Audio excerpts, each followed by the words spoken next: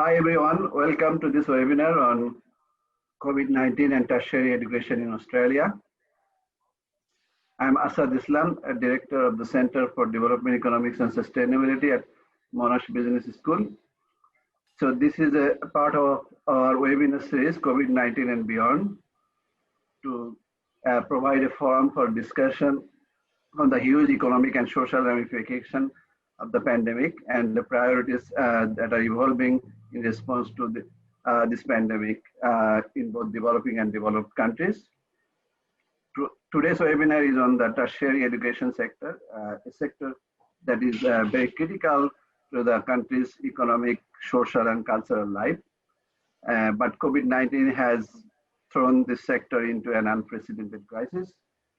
We are fortunate to have three distinguished speakers, and they will give their perspectives and thoughts and both short and long-term optimistic and pessimistic scenarios. And we are also fortunate to have our moderator, who is the Dean of the Faculty of Business and Economics at Monash University, and also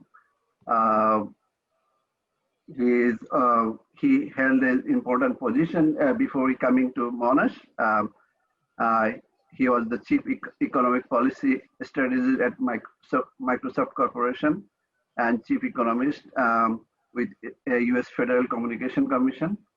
Before that, he was also a professor of economics at the University of Southern California, and he held many other important positions. He's also published extensively in leading international. With this, I will now hand over to Simon to moderate the webinar. Thanks, Asad. So welcome everybody, and welcome to this wonderful series of seminars and webinars that we've been putting on at Monash, and my hat's off to the CDES team for putting yet another stellar panel. So I'm very excited to be here today. Let me just quickly introduce the panel before setting the stage. So on today's panel, we're lucky to have Nicki Hutley from Deloitte Access Economics. Nicki's a highly experienced economist who's worked on many interesting topics, but is particularly interested in the intersection of the economy, society, and the environment, and has done a lot of seminal work on the economic, social, environment issues, including the social returns to investment in education. So we also have Professor Bruce Chapman from the Australian National University. Bruce is the Sir Ronald Wilson Chair of Economics at ANU. He's had extensive experience not just in academia but also in public policy, and was the brains behind the design of the Higher Education Contribution Scheme, the HECS scheme, that we all know and love in Australia. So we have three economists, if you include myself, and the ring in is the Provost of Monash University, Professor Marc Parlange, who is not an economist, but is really, taking a lot of advisement from the rest of us, and I think he's getting there. So Marc offers a unique perspective as Provost of Monash University of leading Australia's largest university through this turbulent time and the digital transition. So the impact of COVID-19 has been huge and swift and much more brutal than honestly we were expecting. From the perspective of myself as Dean of the Business School, we are an enormous enterprise with 15,000 students. We had over 400 units offered this semester, and in January the world looked normal. We then had to go through a massive lift and shift as we put those 400 units online, changing to digital delivery, changing to rethinking interaction, rethinking how you do tutorials, rethinking how you do assessment, rethinking how the whole university operates on a massive scale, rethinking how do you try and offer a good student experience when I have 3,000 students trapped outside the country. So we underwent what in my previous life we called the digital disruption at light speed. So basically 3 years of technological change in 3 months. So a very exciting time for us in the industry. But of course, the bigger, longer term impact is the impact of COVID on the ability and interest of international students to come and study to Australia. This has a profound impact on the economics of the university sector, the tertiary education sector in Australia. It also has a profound effect on the Australian economy and the Victorian economy in particular, as we are arguably the largest export sector in Victoria. Finally, it's not to be forgotten that we have a huge impact on our region. That is, the students who come here to study here are acquiring vast amounts of human capital, which then goes back to their own countries and is eminently important in the development, economic development of those countries, hence the interest of CDES.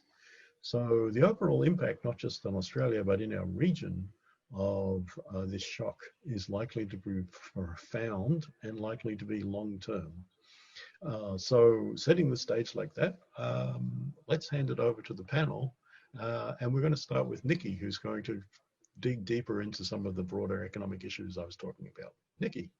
I'm going to set the scene for you today and talking about what we see going on from a Deloitte Access Economics perspective. And I can safely say that never has there been more uncertainty and never has it been more difficult to try and predict what is going to happen. One of my colleagues early on talked about economic forecasting in this crisis as akin to catching a falling knife. It didn't matter how you did it; it was going to be very messy and dangerous. And the ground is shifting constantly under us. We thought we had things under control, and then Melbourne's second outbreak happened. We don't know. A lot of people are putting a lot of faith in a vaccine. That the more I certainly hear from the health experts, the further away the likelihood of that seems at the moment. So we have, the one thing we can be certain about is that uncertainty is here. But what I'd hope to do is to set the kind of context for the rest of the discussion and think about, what's been the experience both here and abroad with COVID-19 today. What might a recovery look like? What factors will drive re-emergence? And then what are the sort of big scenarios and shifts we'll see, and how does this all relate back to the tertiary education sector? So in terms of our experience to date, one of my favourite sites is the one that generates this, and it's gives you an idea of all of the roller coaster rides that different countries are on, and you can see that there is no real pattern. There have been a lot of second waves, and of course we're hearing more about that in Europe particularly, but also Israel, other parts of the world where, not just Melbourne, where when this virus does go off, it goes off very, very quickly. It's highly contagious.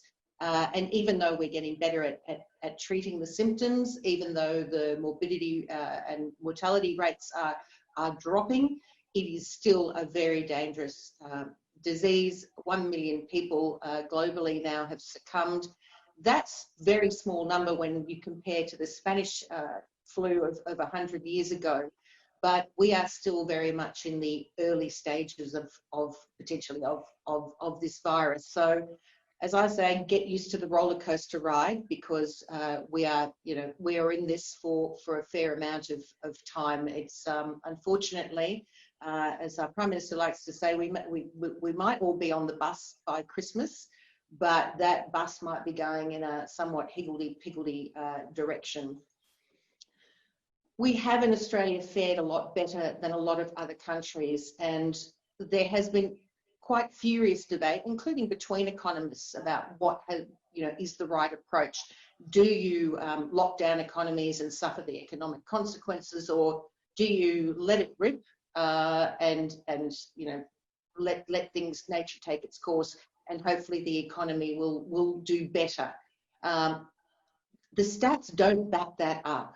The economies that have had the highest numbers of deaths per million of population have also had, by and large, worse economic outcomes. And if I could just point to Sweden as an example, that people keep saying, oh, Sweden, if you actually look at what is happening in that country, the economic stats are not particularly good.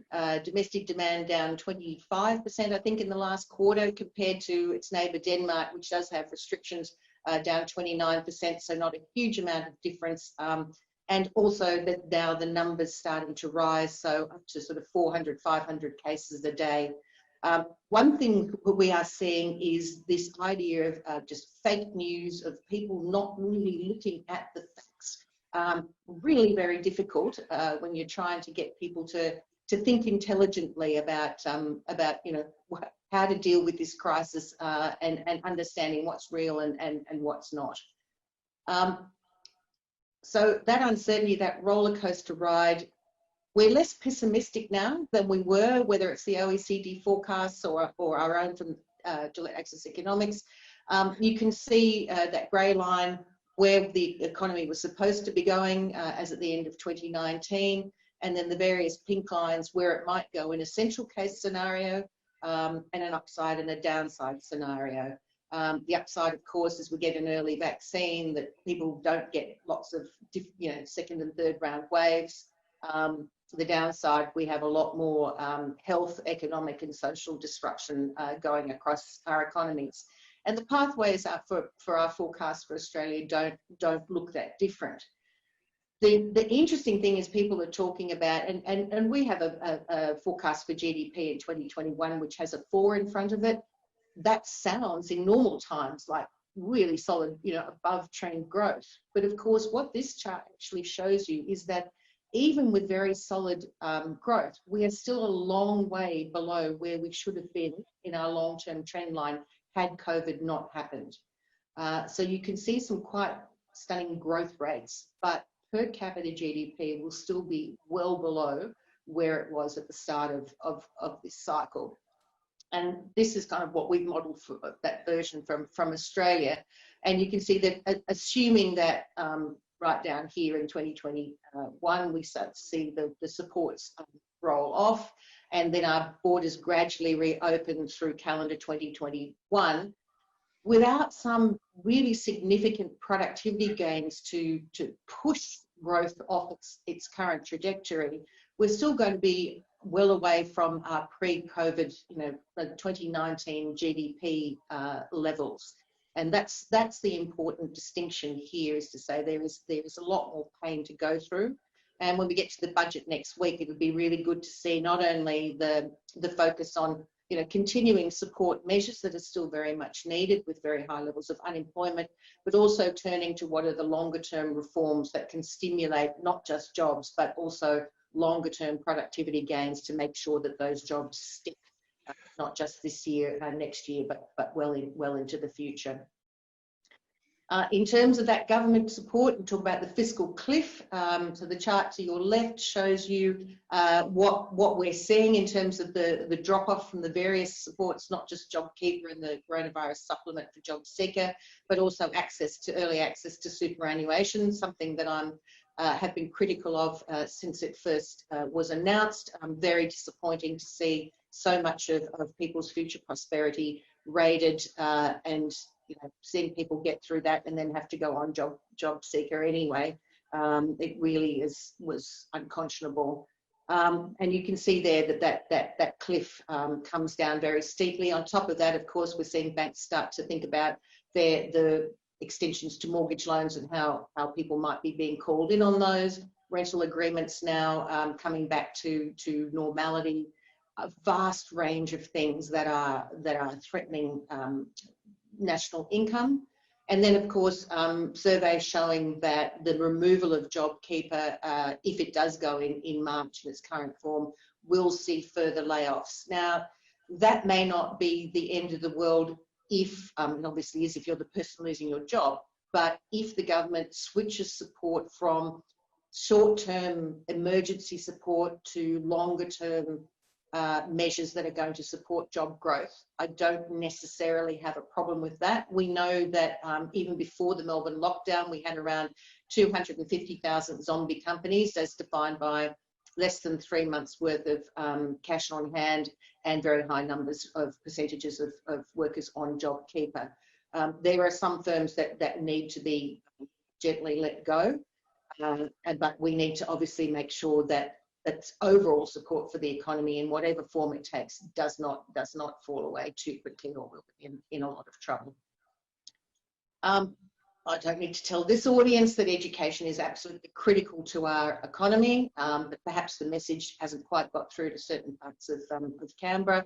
You know, it is, as we know, the 4th largest export goods and services, the largest services export, worth nearly 40 billion in 2019, and rising double-digit growth over the last 4 years, supporting 240,000 jobs.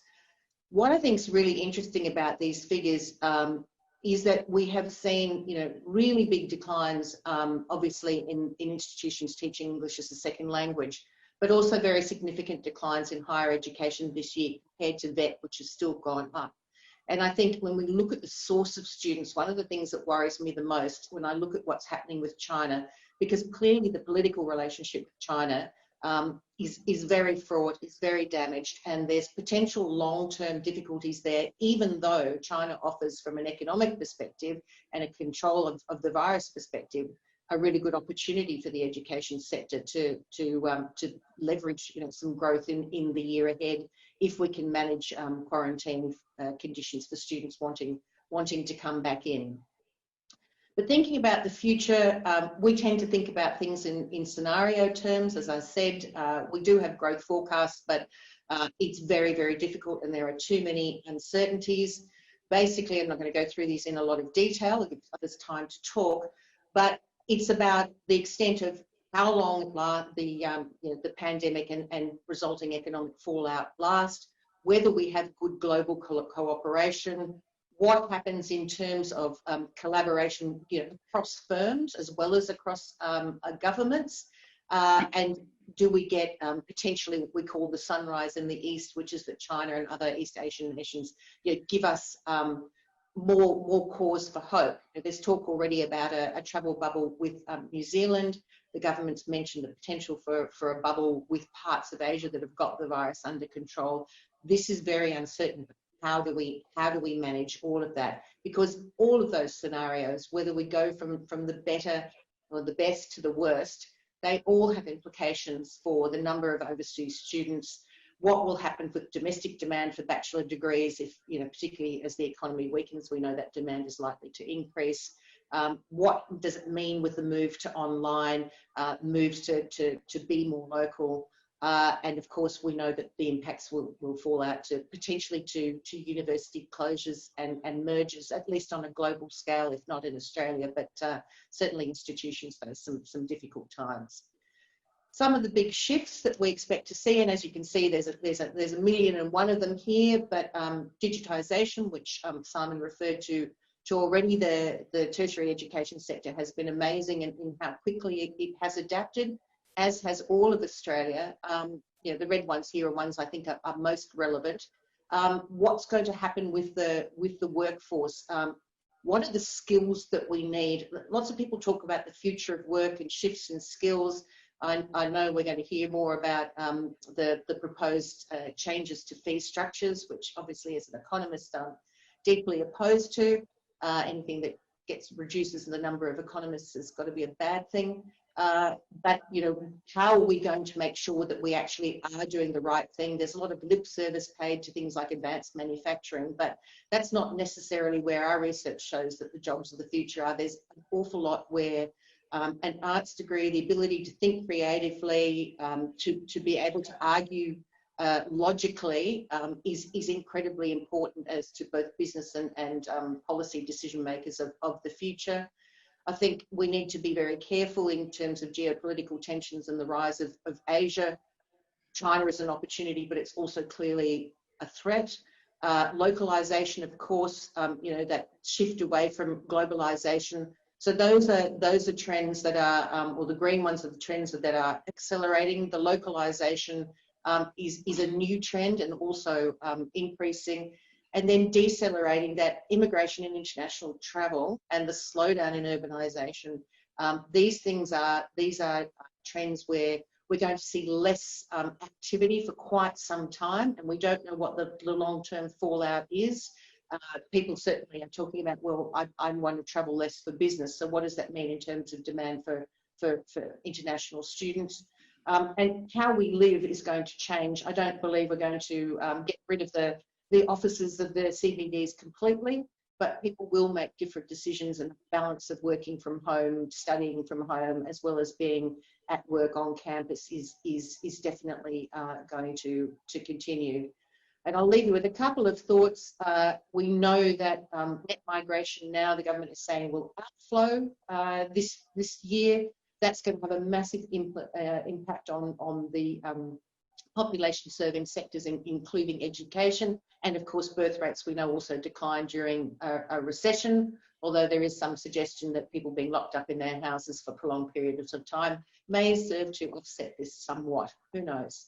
And the final thought, the unemployment rate is going to remain elevated for a very long period of time.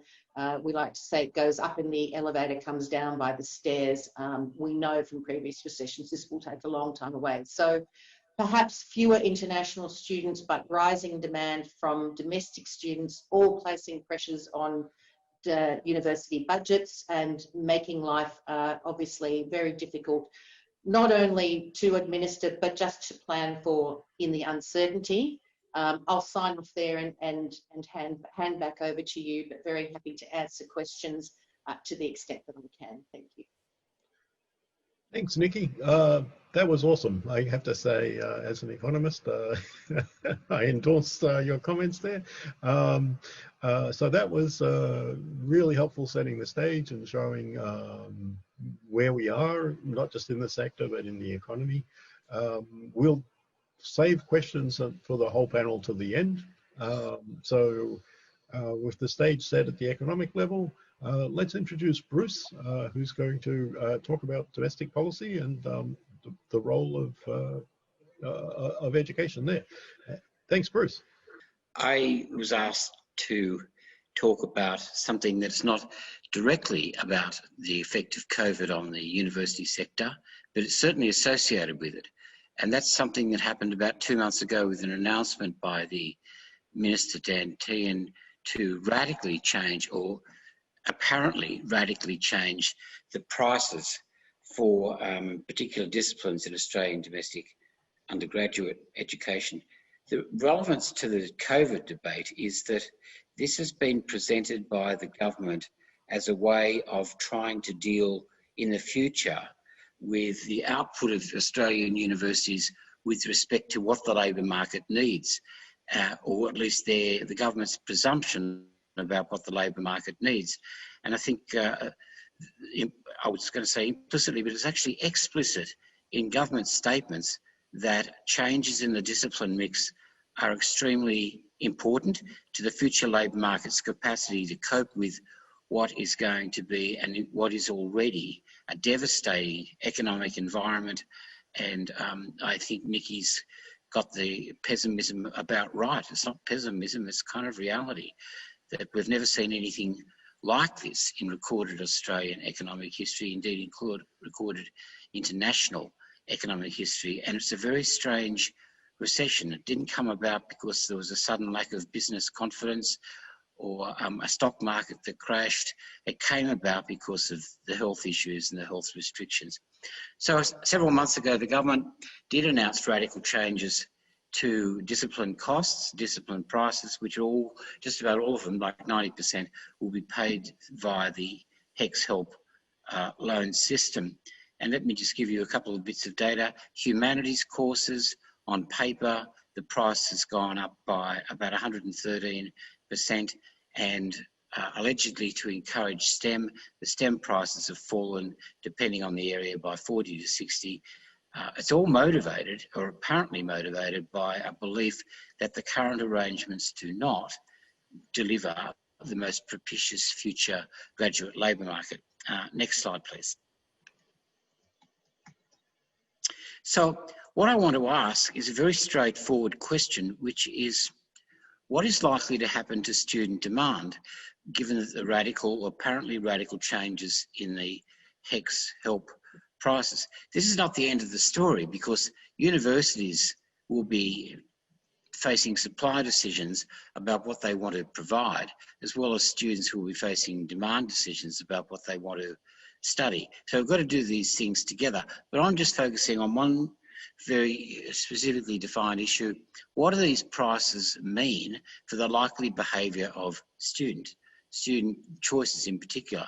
And the overall and fairly major point I want to make is that I don't think that the price responses are well understood out there in the debate. And I also think that even apparently large changes to prices will have minimal effects on student choice behaviour. Now, to get to that, we need to understand what the price actually is. And when I see in the media the price of humanities has gone up by 113% and STEM's gone down by 50%, I think, no, it hasn't. It's not like that at all. The price is not, the critical point about the HECS system is that people don't have to find the money right now from their bank account or from their savings or from their families to enrol in particular courses. 80 to 90% of people pay later, and they pay depending on their future income. And let me give you an extreme example. If you think that in the future you're not actually going to earn over the first three income threshold of repayment of the HECS debt, these prices changes are zero. They don't mean anything at all. And the timing issues and where we expect to be in the future is completely important.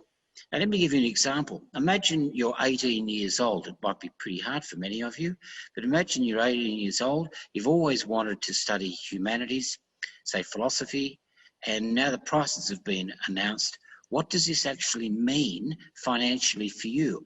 Well, if you're 18 starting university next year, and you would have had to pay the humanities the previous price for philosophy, and we've done some modelling on this, and you're a typical humanities graduate, then it's going to take about 14 years, if you're a female graduate of the humanities, 14 years before you actually pay off the amount of money that you would have been paying anyway. So what the additional price does is add to the number of years in which you'll be paying for your humanities choice. So that starts to happen in about 15 years' time. So when you're 33. So then you ask the question, the basic financial question to the choice involved here: how affected are you going to be in your choice about what you really want to do and what you really want to study by something that has to be discounted because it's so far in the future? And even if there was no discounting, the higher charges for humanity of about $20,000 is about 0.0004 of 1% of the total expected lifetime earnings of the graduate. If you take the discounting into account, the $20,000, we've just done this work, my colleague Gurav Kemkar and I have just worked it out with very traditional assumptions about discounting and risk preferences. It basically is going to mean that those amounts of money are about 1/3 or even less than what they appear to be. And moreover, they're given the protection of HECS, because if you don't have the money, you don't actually have to pay. So it's kind of a benign way of paying. And the more benign it is, the less it's going to impact on your choices between subjects. So they're the really critical points about this. We had a seminar at ANU about 2 weeks ago, and the humanities professors and associate professors were on, and I was talking about this, and I thought, I wonder what they're going to say, because they might be fairly annoyed about this. Indeed, they may even be slightly disappointed or even insulted that they've been told that their areas are not as important as others for the economy. All of the humanities people said, I love teaching Italian so much, it wouldn't matter with this pricing system if it was $20,000 more, because that's what I always want to do. And with Bruce Chapman explaining in kind of technical language, it's not actually 20, it's about 6. What are you going to do? Are you going to change what you really love, what you really care about, and what you want because of these changes, which are much, much less than appear to be the case? Next slide, please. No, thank you. Well, that's all very well, Bruce Chapman, in theory. I mean, you've been doing nothing but think about this kind of stuff for like 30 years. But do people understand it? Do people act consistently with all this? And the answer, I think, is absolutely. That even if people in humanities or any area of higher education don't say things like the present discounted value, blah, blah. They don't talk about insurance protection. They don't talk about muted price responses and discount rates, but they sure act as if those things really matter. We've had major changes to HECS over 30 years. It was introduced without almost no notice. The price went from 0 to 25% of the charges in 1989. Effect nothing. The enrolment rates actually went up. In 1997, the Howard government radically changed the system. Law prices quadrupled. Nursing prices fell. There was radical changes all the way across the board. What did this do to the discipline mix? Practically nothing. We can't see anything in the data. And ask yourself this question, which I posed before with my newfound associate professor in Italian, who said, I just love Italian. So long as I don't have to pay this all up front, this is not going to change what I care about. Do you think, let's imagine you always wanted to be a vet and you love pussycats and they're going to make being a vet more expensive. Do you say to yourself, well, that's the end of that. I really just want to be an engineer or a chartered accountant. It's just not likely. These things are all about who we are as people and what we identify with. Overall conclusion, we can't see any effect in Australian choices. Next slide, please. It's not just Australia. The data internationally are even more telling. I'll give you the example of the UK. The UK has a financing system which looks very much like ours. It's income contingent. Nobody pays any of their tuition until they earn over about £25,000 per full in the labour market. Those prices went up massively in 2011, 300%. From £3,000 per full-time student year to £9,000 per full-time student year. But when you look at the demand data, there was a 10% fall in applications for the first year. That's very small. The next year after that, there was absolutely nothing. And my colleague Lorraine Dearden showed me these data. If you look at the radical changes in the UK from 2004 to 2017, increases by well over 300 to 400%. This is what happened to the participation by quintile. The poorest people came more. And that's because the rich young people, they're already in the system. It's the poor ones that could react to the increased number of places, and they did. They came in much greater quantities. And why was that? Number one, the prices really don't matter to their choices. And number two, the system got bigger because governments had more money. So my bottom line, what I take away from this is that I'd be very surprised, completely stunned, if you can see anything in the enrolment data next year by discipline that is anything more than quite small. So you might have strong views about the right prices, but these price changes, in my view, will not be affecting the composition. They'll be making some people unhappy and they'll be making some people less unhappy. But in terms of changing the graduate labour market, I don't think there's anything going on here. My final point, and this is about HECS and COVID. When HECS was designed, it was seen to be an insurance instrument to help people who didn't have money in the future get to university without having to find the money up front. And so all the modelling and all the work that I was interested in was about the individual experience of particular people, like graduates who lose their job or come into the labour market when the unemployment rate is high, or people who don't graduate. That was the insurance component. And what we've seen with COVID quite radically is that there are generalised effects of insurance here as well. So all the new cohort of Australian domestic graduates coming onto the labour market, a very, very bad labour market for them in the next few years, they won't have to pay their student loans. That is an extremely important issue. If you're in the United States right now and you've got a normal college loan, normal is still true, although many countries now have income contingent like HECS, you'll be facing the need to repay no matter what your income. It's not the kind of point that gets a lot of attention, but I think it's exposed to us the power and the deleterious consequences of having normal student loan systems compared to income contingent ones. Thank you very much.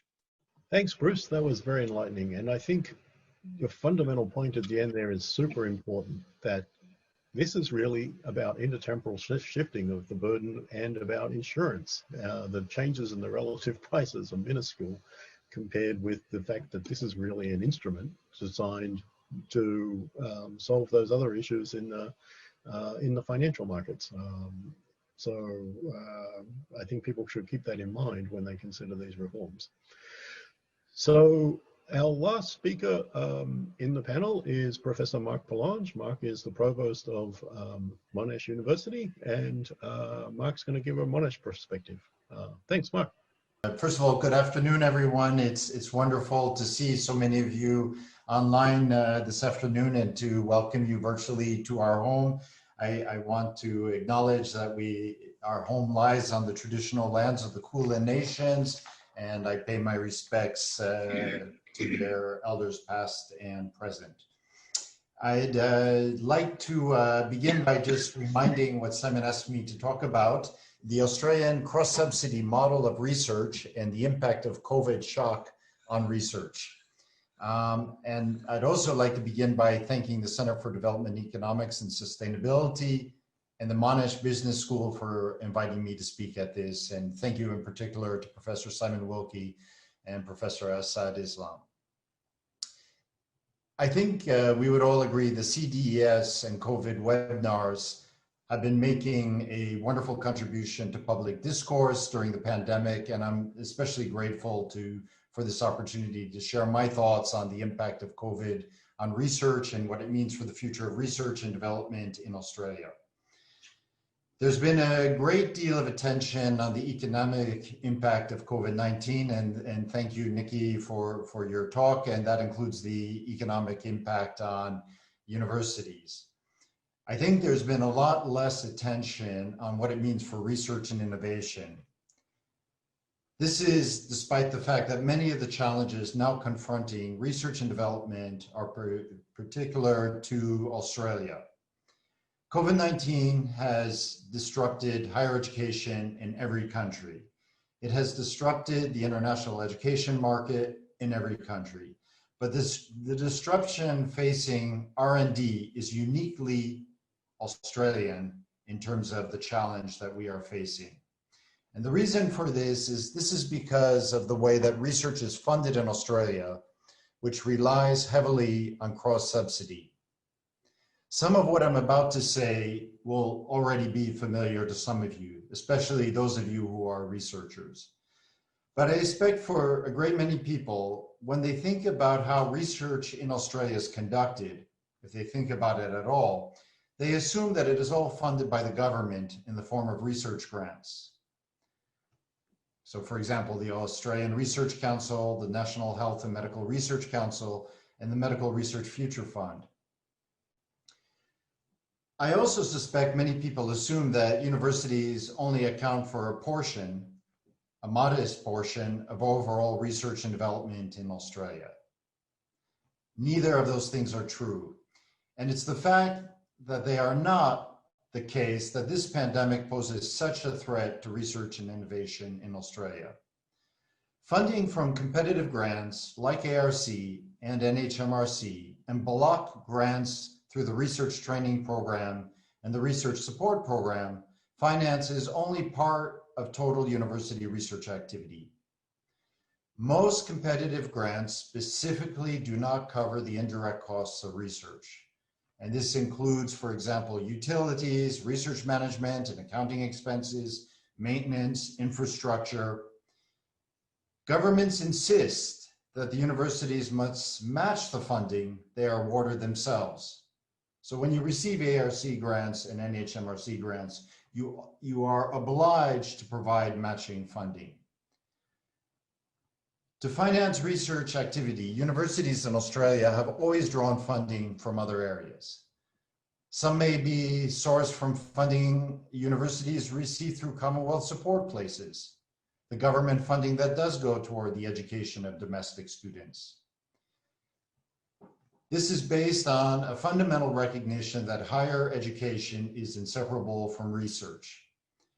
The research and teaching nexus, which embeds learners in an environment of discovery and innovation to create the scientific, technical, and social capabilities needed for the changing workforce. This nexus between research and teaching is fundamental to the idea of a university in Australia.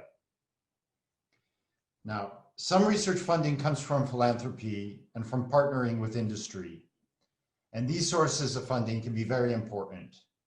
At Monash, the RISE project, the World Mosquito Program, are making transformative contributions to communities in Southeast Asia.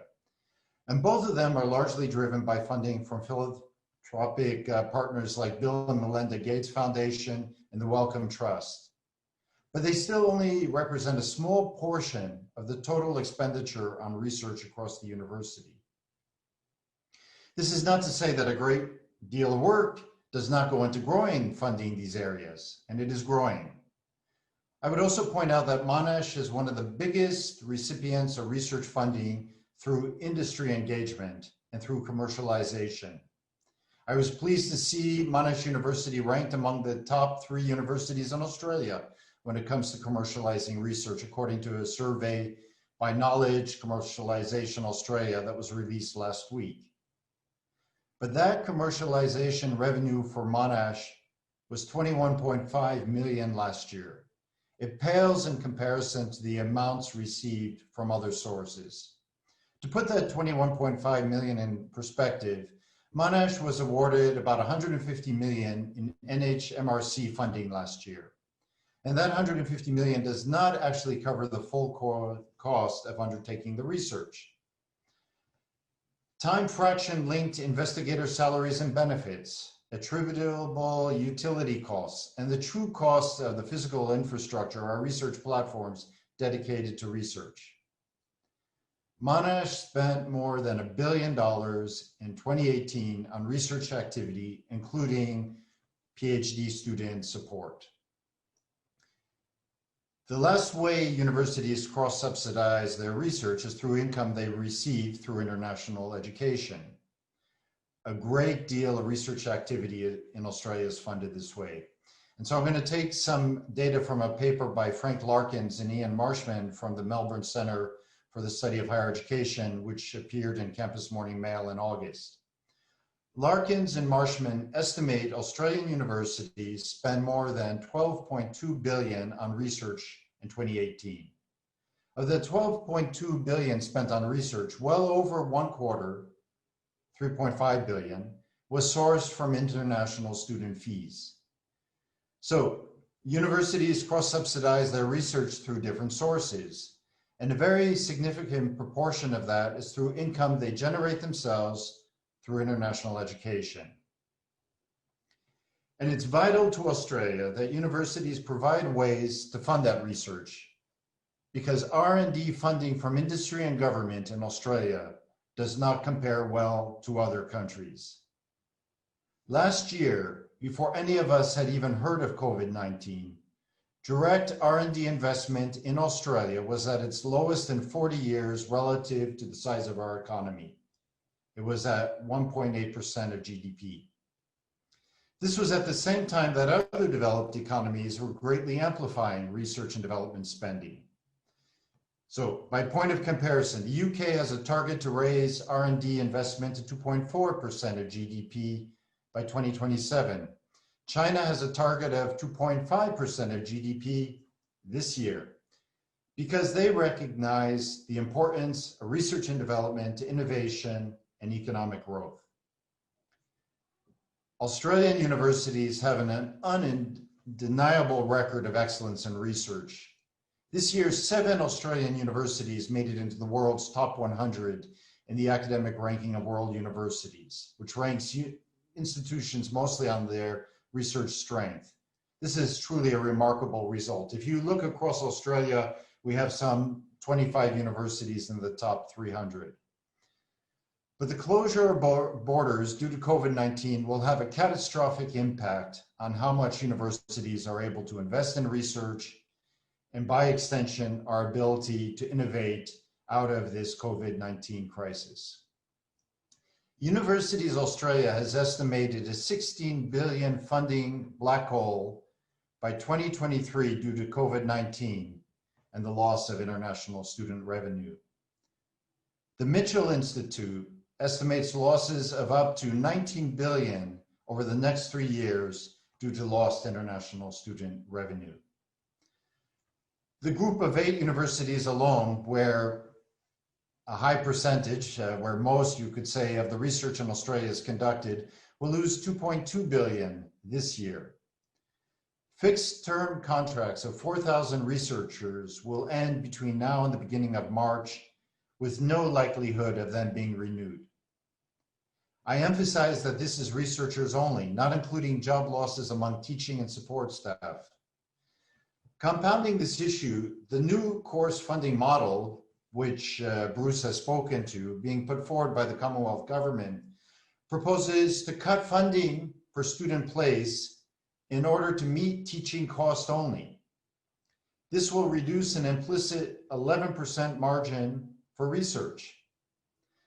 So the channels for research funding are being targeted at the same time they are most needed by Australia. This is why universities are warning about a crisis in Australian research. But the issue being missed in the media is that they're still calling this a university crisis. This isn't a university crisis. This is an Australian crisis. No nation in the world can afford not to recognize that strength in research and innovation are core to post-COVID recovery and prosperity in the coming decade. This recognition underpins many of the biggest stories attracting public comment today. Whether the story is one of defense policy, the trade war between the US and China, or the launch of the world's biggest research and innovation fund, the European Union's 161 billion Horizon Europe strategy, which rolled out this year. The scale and benefits of research collaboration occurring across borders today are immeasurable. World-class research opens the pipeline to a global network of talent. Industries establish new presences near campuses where world-leading research occurs, driving the creation of new jobs, new discoveries, and innovation. This global community of ideas has reached a scale and a momentum that it will flourish and grow without any one nation's involvement. Australia today is well positioned and we thrive in that community. But doing so means contributing our own share in the discoveries that are realized. The alternative is to stop contributing, and by doing so, to stop being relevant to the global community of ideas. In a nation where the benefits of a strong research sector are so evident, it is baffling to me, and to many colleagues I'm sure, that anyone would perceive that alternative as the best way forward for our own future. Thanks. Thank you, Simon. Thanks, Marc. That was quite a full-throated roar of the importance of research, and not just to the university sector, but to the economy overall. I'm just going to, that's like baiting a bear there. So I'm just going to weigh in and add my own thoughts on that, which is that it's interesting to note that Australia, amongst the OECD countries, Australia has the second smallest communications and IT sector. And of course, that's where the dynamic growth is coming in the global economy at the moment. If you look at Apple recently passed, for a few days there, it was above $2 trillion US in its market cap.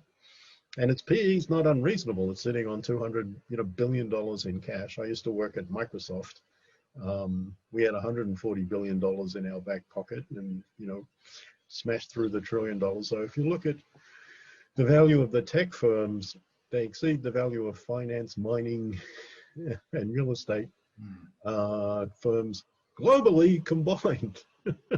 And so if you look at where the economic growth is coming, I think if you're not in the tech sector, if you're not on the frontiers of research, I'm very pessimistic around your future. It's not really a university problem, it's a national problem if research collapses in Australia. I'm just wondering if Nicki's got any thoughts on that? Oh, look, I agree 100,000% with you on that one. You know, we talk about where the jobs of the future are, and there is just no doubt that technology plays a vital role in high growth firms. And we see governments around Australia, particularly state governments, investing in precincts which are based on education and health, education and fintech, education and defence, whatever it is. But they are all predicated on those partnerships across education and industry to deliver that and commercialise that research and to make sure that we're on the front foot.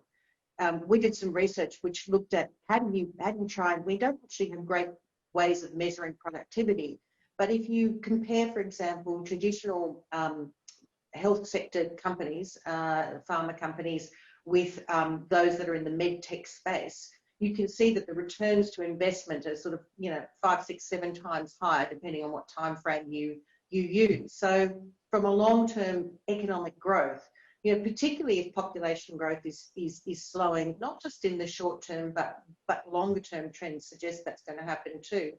We need to find ways, you know, if we've got growth predicated on the 3 Ps of participation, population and productivity, participation is probably as close as it was pre-COVID, you know, getting to certain limits. The population's probably not heading in the right direction, and nor it is if you think from a climate sustainability point of view. So that leaves productivity, and where does that essentially come from? From the tech sector. So if we don't invest properly in R&D and provide the right incentives and the right financing for that, we are lost. But we also need to make sure that we follow through the commercialisation, and Australia's been going forward getting the right levels of post-research investment, fortunately. Indeed. Thanks, Nicki. So we've got a bunch of interesting questions here in the Q&A. So I think we'll move over to the Q&A sessions and put them forward. This one's for Bruce. So Bruce, if the fee changes will not affect choices, i.e. getting students to move away from humanities to STEM, then why is the government proposing these changes? And also, in fact, it might be counterproductive, encouraging universities to enroll more students in, say, the areas where they get a total higher fee. The third part of the question is, if we view HECS, HECS did a lot more for low SES participation at universities, as did the demand-driven system. So what might a post-COVID innovation look like to have a similar effect to HECS in and demand-driven systems in being inclusive?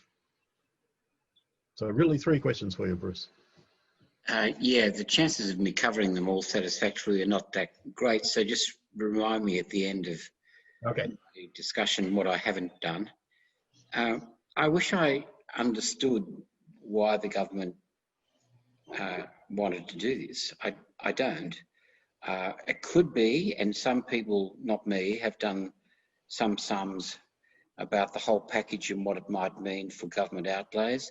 It could be that the overall extent of government subsidisation will be diminished in a complex morass of some prices going up and some going down. I don't know.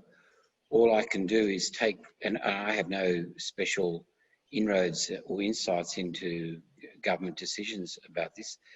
I can just look at literally at the words surrounding the intent, and the words surrounding the intent don't fit my understanding of the behavioural consequences. Now, it may very well be that they're not as understood as I would have assumed, and it may very well be that people imagine that if you increase the price of studying something by 113%, that's going to have a big effect on people's choices. But that's not the way this all works. And so I think bemused is the wrong word. Confused is a better word. I don't really know why this is happening. The other point to make is that I've just focused on student choices with respect to what these prices actually mean. But to get to the bottom line about what was going to happen, it's not just student choices, it's about university choices as well. And Richard Holden from the University of New South Wales has written a very interesting blog on this, which shows that when you look at the two components of what the universities will be getting, they get two things. Number one, they get the amount of money that the student is being charged, they get it up front, and that's quite different from what the student pays because they pay later with an interest rate subsidy. But the universities get the amount, the 113% increase, plus a little bit more, which is the government's extent of subsidy on top of that. And in the humanities overall package is not going to mean that universities will want less humanities. And Richard points out that with STEM is allegedly going to be an area that the government believes is terrific for the labour market. The overall benefits from providing STEM, the combination of the decreased prices and the actual decreased government subsidies will encourage universities to provide less STEM. So if I was confused before I saw Richard's work, just multiply my confusion by 3 because it's even more kind of profound, and I just don't get the story. And that makes me feel a little bit inadequate on this because I think my experience tells me how to think about the prices, but not the overall political economy, which I'm not getting very well at all. I wasn't sure about the third question. Okay. I think can you just tell me in your words what you think it is? So I think the third question is asking if we look at the HECS as being an instrument to include low SES parts of the community, do we have any, and do you have any new ideas to improve inclusion in the university education? I certainly think we shouldn't finish this discussion with respect only to universities. The TAFE system needs a different model as well. And it's always been a major disappointment for many of us that we had income contingent loans through the HECS system all through domestic undergraduates. They started off modestly in coverage terms, but they're now in the private sector, they're now in the postgraduate sector. But there's never been an attempt to address the capital market problem, which is just as true for TAFE and for vocational education and training. So if I was allowed to provide input into one thing that we might do for post-compulsory education, it would be to have an income contingent arrangement all through, universally through tertiary education in general. With that said, the most important instruments that you can use to influence choice and to influence participation, apart from make sure you never have upfront barriers, and that's what motivated the HECS system.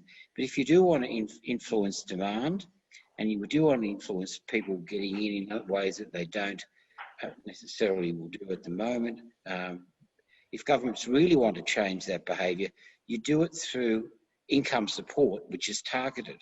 Stuff that matters right now to people's choices and their economic welfare, rather than things that are down the track. I think we've sorted out the participation issues, which are part of the equity dimensions of income contingent loans. If you want to go that other step, as I said, there's two things. You really must be looking after the tertiary system beyond universities much more. And two, if you've got views, I don't think that the evidence is very strong that we know what we're doing in terms of future labour markets. But if that's what your goal is, focusing on income, targeted income support is much smarter than changing prices. All right. I think I have to agree 1000% with you there. I think also it's not just vet courses, but also universities probably have a role in certificates and moving away from degrees, that we should be thinking about training and the barriers to entry in getting the training to enter the workforce generally. Yeah, I agree. This is really a radically different way to look at it. So I'm going to shift gears, and for Nicki, we've got a very focused and interesting question. Nicki, your slide showed growth for Vietnam and China.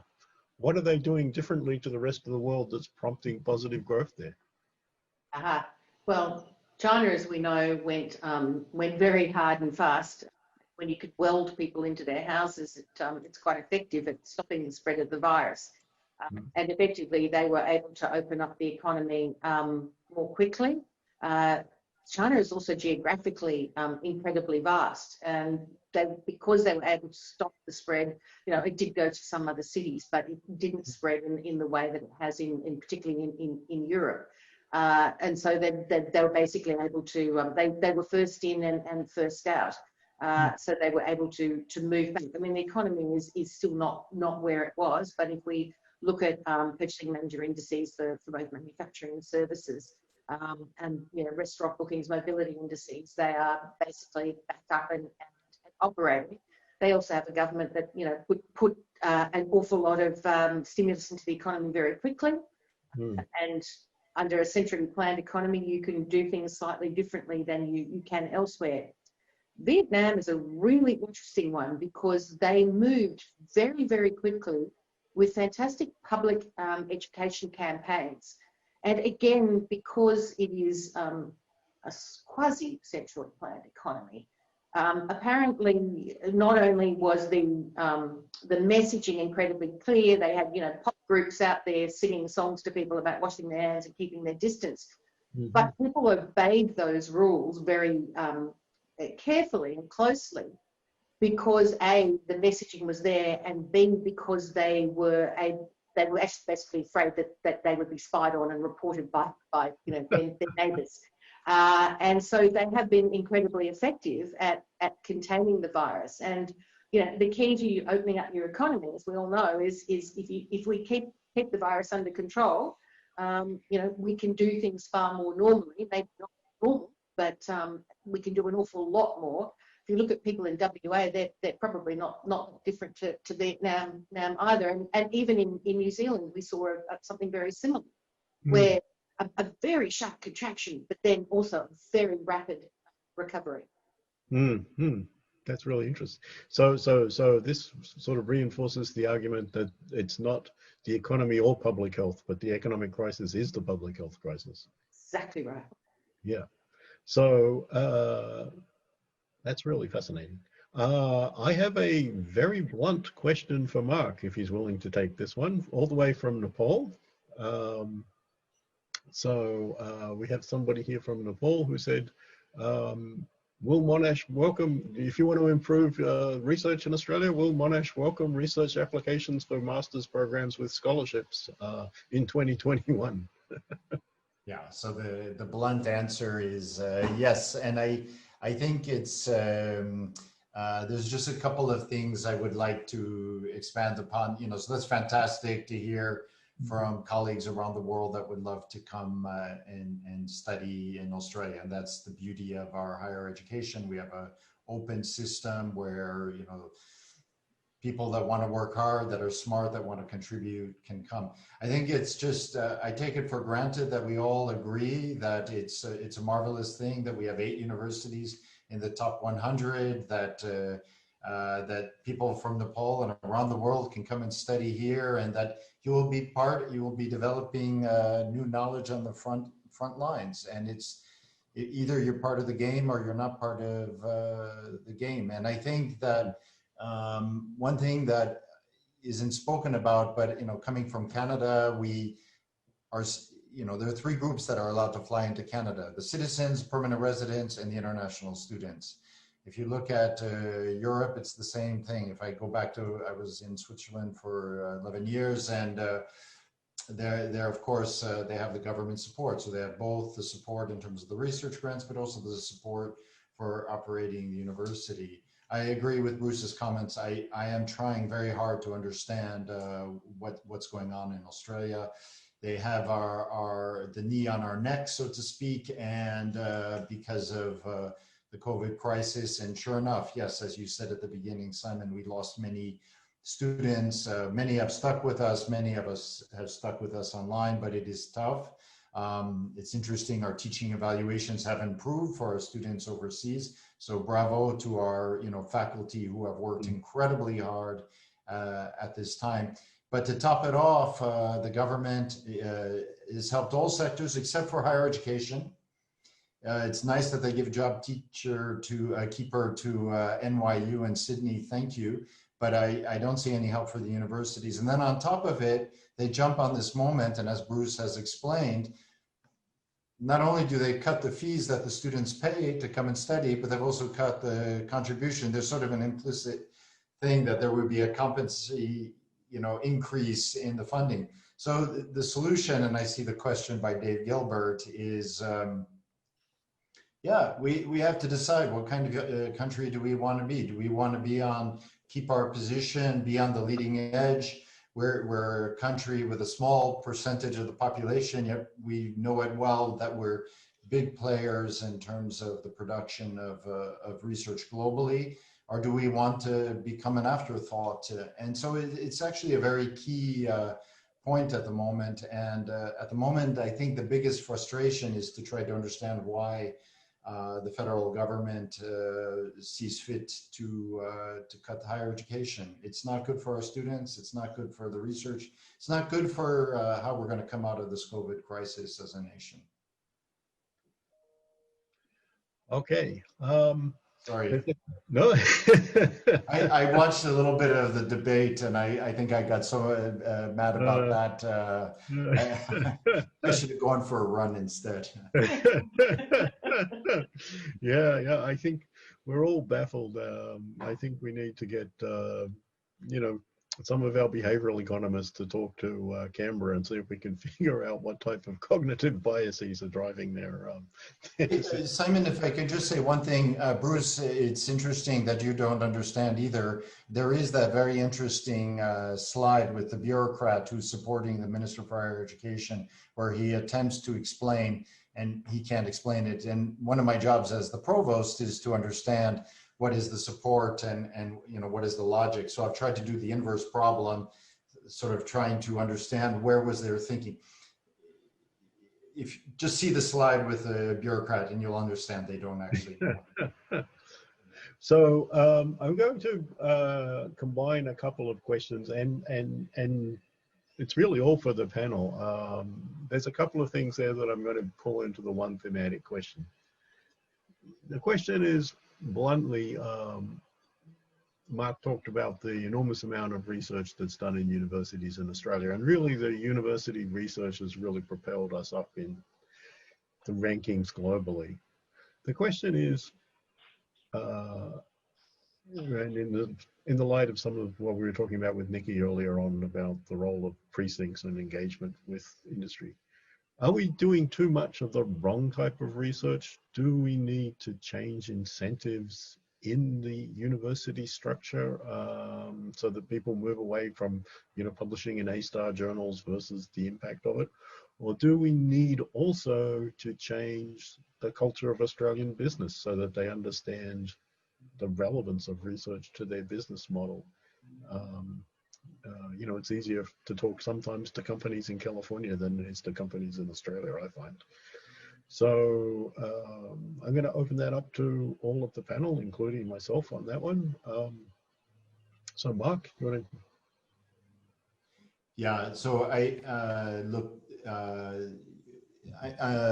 Simon, I'm just going to pick on an example of what has happened during the COVID that I think has been quite special at Monash University. And we're doing something we're calling the Melbourne experiment. So you study the evolution of a city, and actually we have this incredible lockdown, and we have changes to the economy. And so there's many features you can study. And so some are on the science side, you know, say air quality or engineering, on transportation questions, water security questions.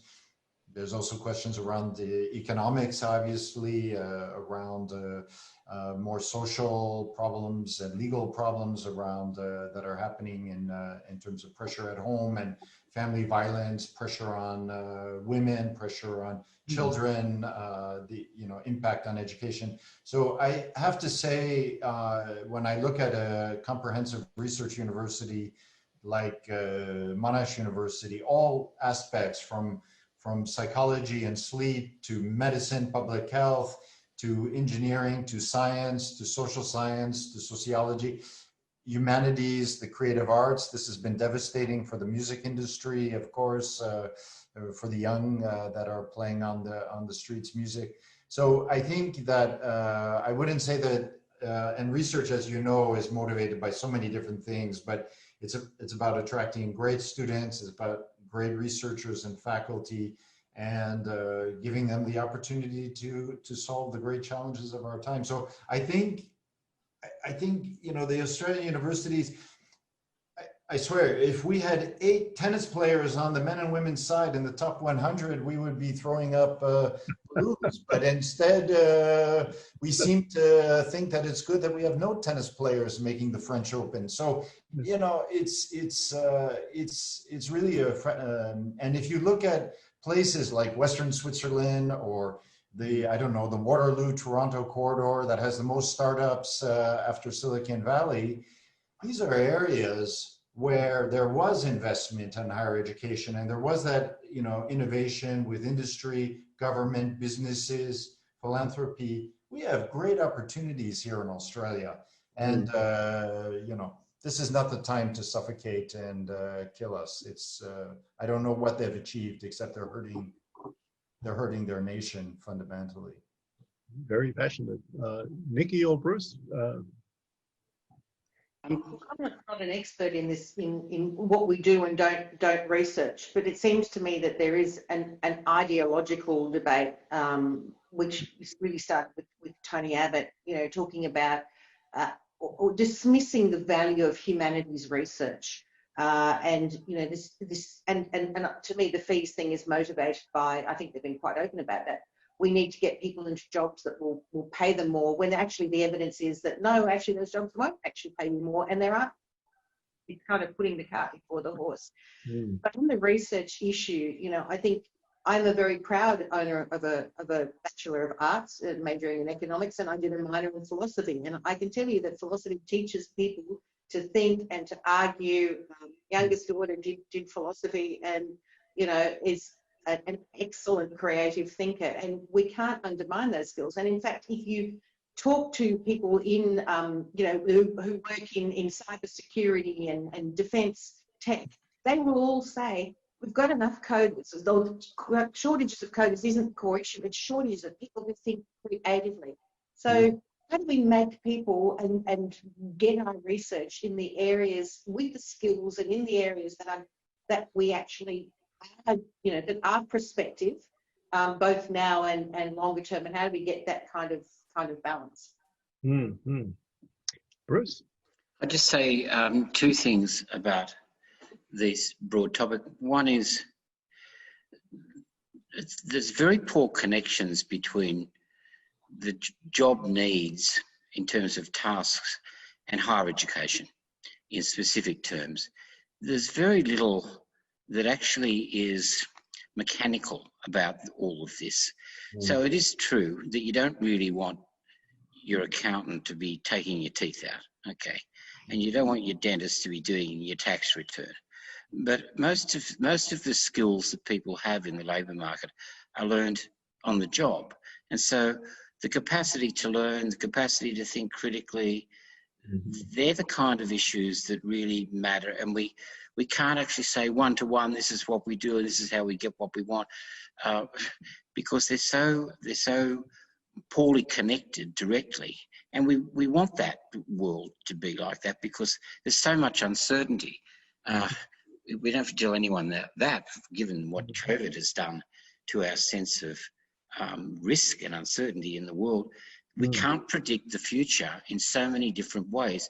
So critical thinking, analytical thinking, processes of organising ways of trying to work out things. I mean, they're very nebulous, but they're completely fundamental. So the idea that there's even a close to one-to-one connection between what is being taught and what is labelled and future labour markets, I think is a misunderstanding of the nature of higher education and the nature of labour markets. But the other point I'd make, which is not related to this directly, is that, and Marc said this best, the Australian public university system has never fully funded research. And we've had 30 years basically of but less than full subsidies of our academics. And the reason that everything has gone kind of okay was international students. And everybody knows that. Everybody knows. I mean, the College of Business and Economics is the ANU. We get great young academics because we cross-subsidise from international student fees for the jobs that allow people to become very fine academics and to build great research careers as well as teaching ones. What's happened now, and this is kind of fundamental because it's never been so stark, is that with the change in the revenue streams that have happened in the last 6 months, ANU, for example, has lost 220 million. That's a lot of money. And I think it's made it very, very clear that the hidden beneath all of this is the research funding issues, which have never been, in my view, properly addressed. And don't look at Australian economic history. Look at similar countries like the UK.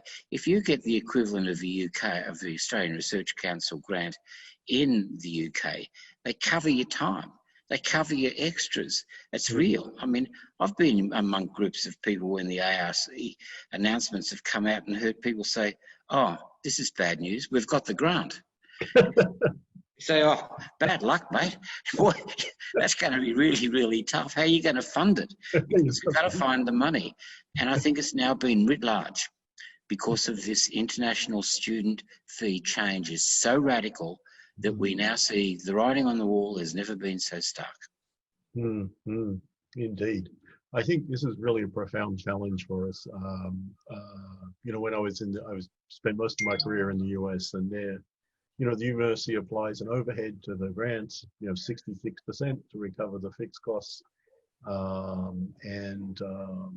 are part of the grant. And typically, you know, your academic salary is 9 months of the year, so you can recover the other couple of months from your salary goes into the grant. We can't do that in Australia, which I think really hurts the funding of research. We've been able to get away with it for a while, purely because of the cross subsidy from teaching. It's been so extreme. So it's an interesting crisis going forward.